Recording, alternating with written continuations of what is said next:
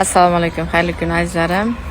Kuzatgan bo'lsangiz, bizga vahima bo'yicha murojaat bilan kelgandi bir o'quvchimiz.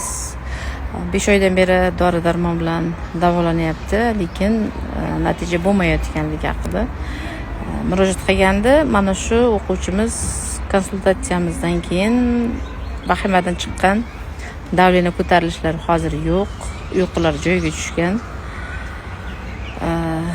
Alloh har bir insonni mana shunaqangi nimalarni oson qilsin, muammolarni yechimini oson qilsin.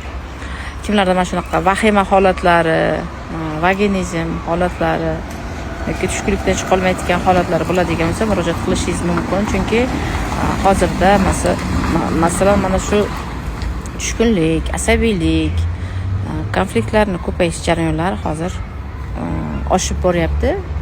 Bundan esa oson yengil chiqish mumkin.